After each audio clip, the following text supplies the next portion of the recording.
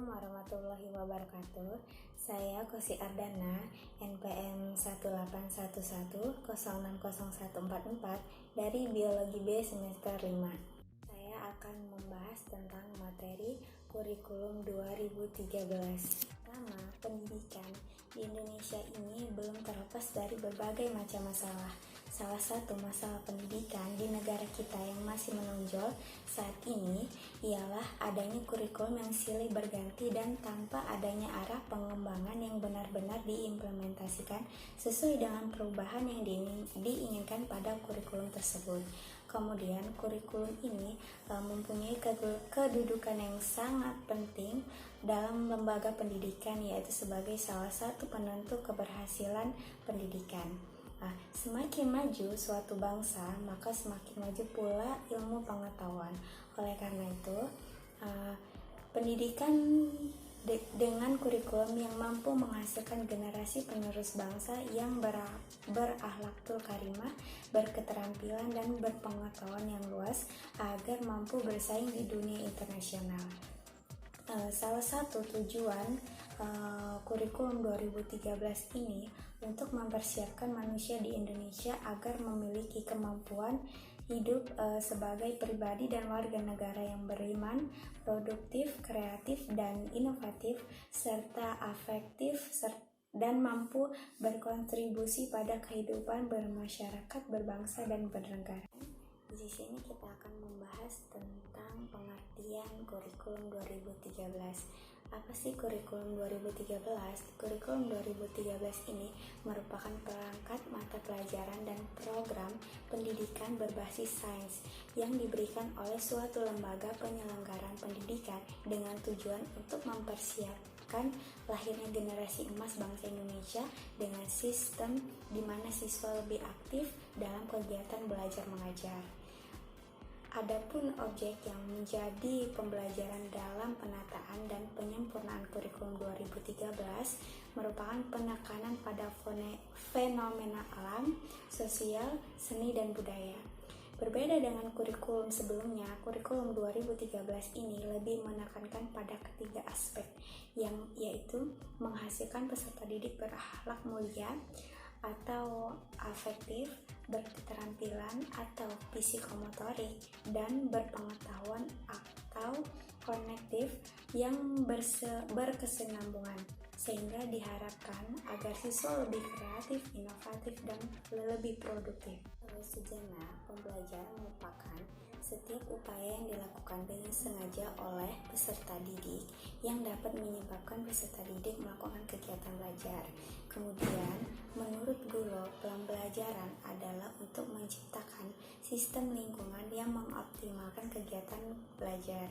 Sedangkan menurut Nasution, pembelajaran sebagai suatu aktivitas yang mengorganisasi atau mengatur lingkungan sebaik-baiknya dan menghubungkannya dengan anak didik sehingga terjadi proses belajar. Kemudian ada konsep pembelajaran dalam 3 pengertian. Yang pertama ada pengertian kuantitatif, yang dimana penularan pengetahuan dari guru kepada siswa. Guru dituntut untuk menguasai ilmu yang disampaikan kepada siswa sehingga memberikan hasil yang optimal.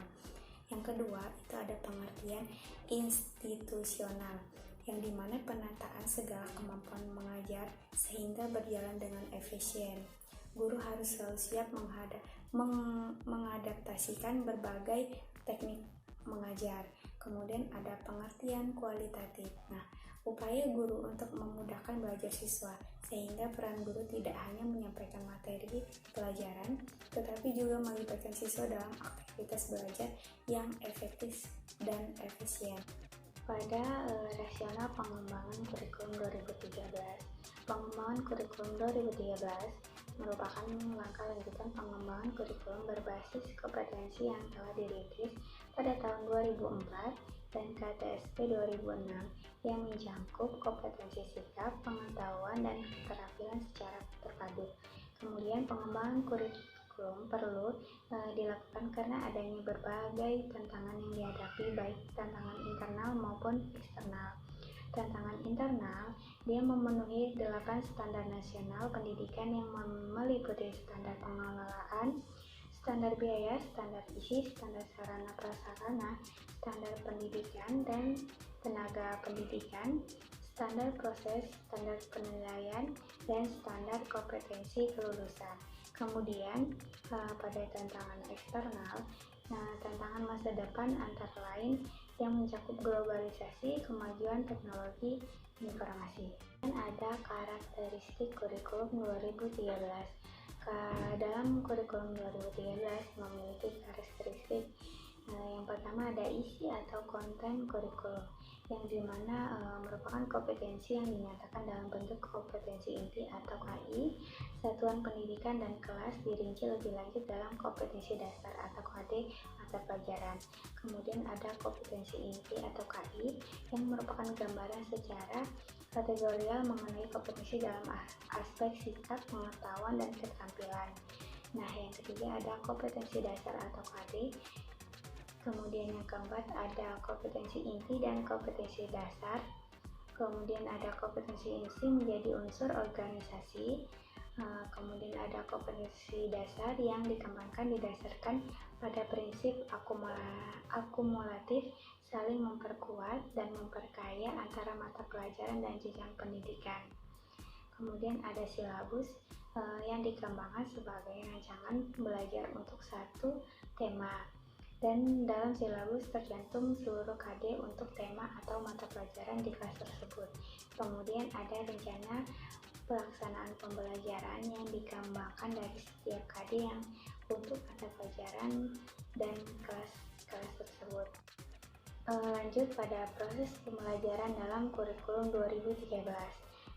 Dalam kurikulum 2013 ini terdapat dua proses pembelajaran.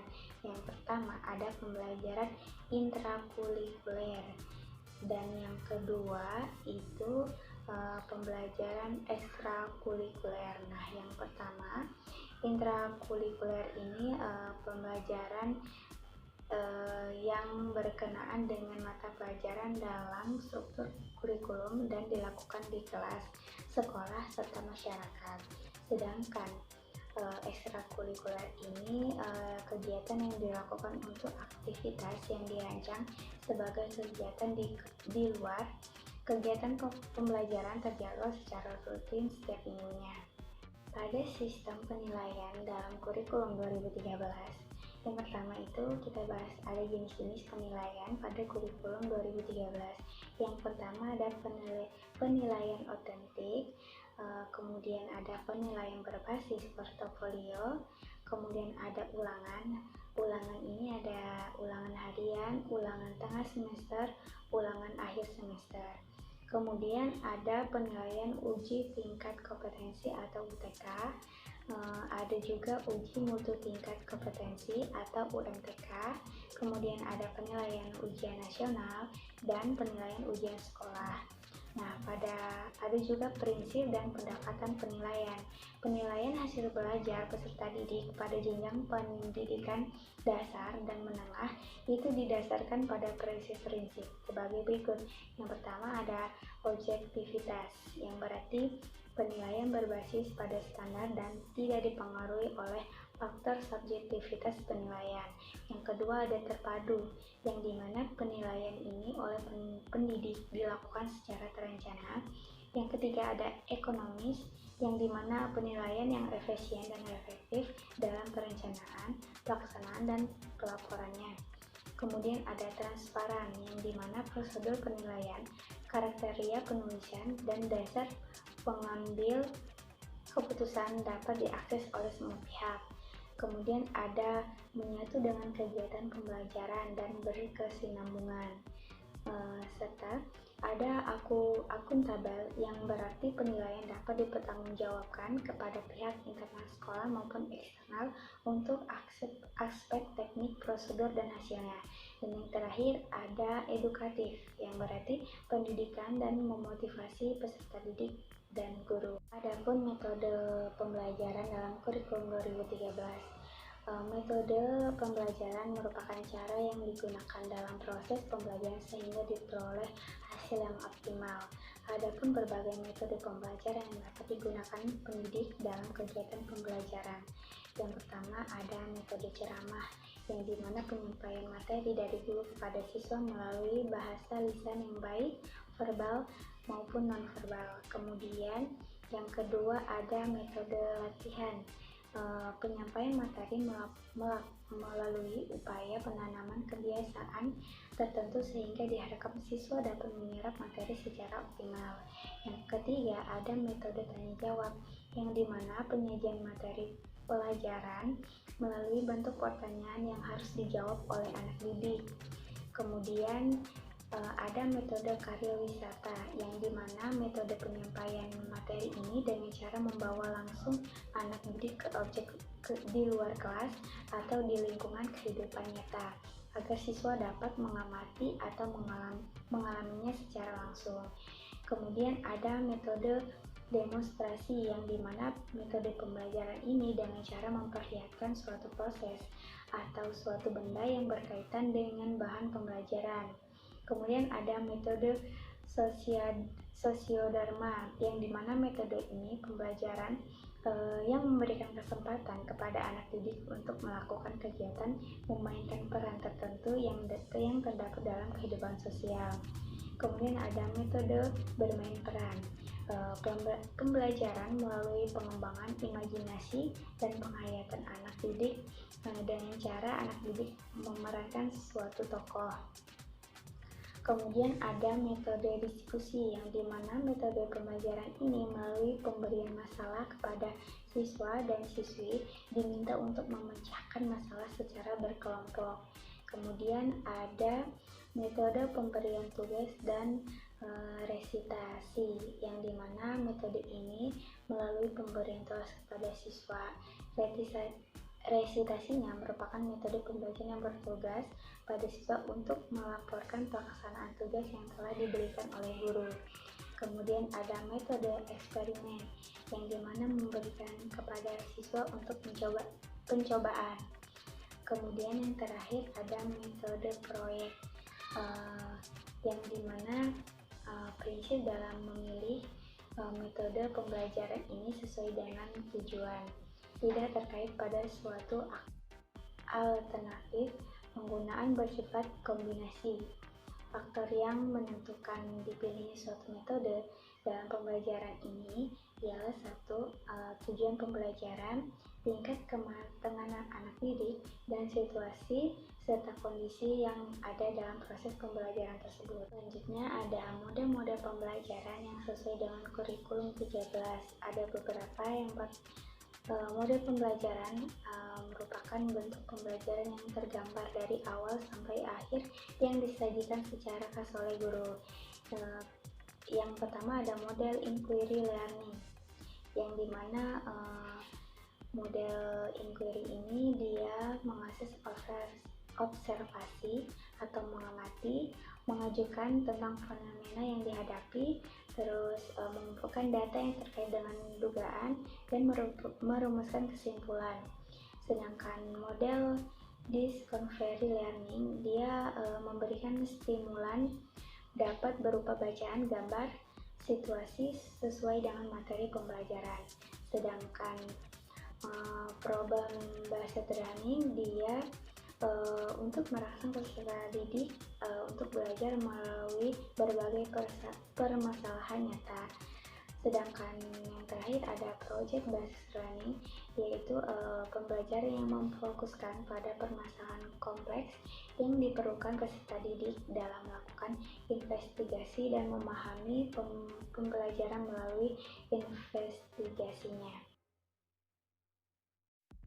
Terakhir ada kelebihan dan kelemahan kurikulum 2013.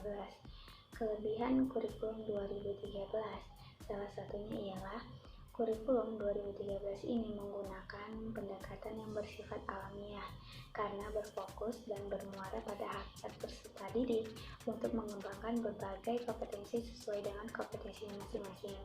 Kemudian yang kedua, lebih menekankan pada pendidikan karakter. Nah, selain kreatif dan inovatif pendidikan, karakter juga penting yang nantinya terintegrasi menjadi satu. Kemudian pada asumsi dari kurikulum 2013 ini tidak ada perbedaan antara anak desa dengan anak kota. Yang terakhir, kesiapan terletak pada guru. Jadi guru juga harus dipacu kemampuannya melalui pelatihan-pelatihan dan pendidikan calon guru untuk meningkatkan kecakapan profesionalisme secara terus-menerus. Nah, yang kedua yaitu kelemahan kurikulum 2013. Salah satunya ialah pemerintah seolah melihat semua guru dan siswa memiliki kapasitas yang sama dalam kurikulum 2013. Guru juga tidak pernah dilibatkan langsung dalam proses pengembangan kurikulum 2013. Kemudian tidak ada keseimbangan antara orientasi proses pembelajaran dan hasil dalam kurikulum 2013. Jadi keseimbangan ini sulit dicapai karena kebijakan ujian nasional masih diberlakukan. Kesimpulannya ialah bahwa kurikulum 2013 ini merupakan kurikulum yang berbasis sains yang bertujuan untuk mempersiapkan lahirnya generasi emas bangsa Indonesia dengan sistem di mana siswa lebih aktif dalam kegiatan belajar dan mengajar. Terima kasih. Sekian materi yang bisa saya sampaikan. Lebih kurang saya mohon maaf. Wassalamualaikum warahmatullahi wabarakatuh.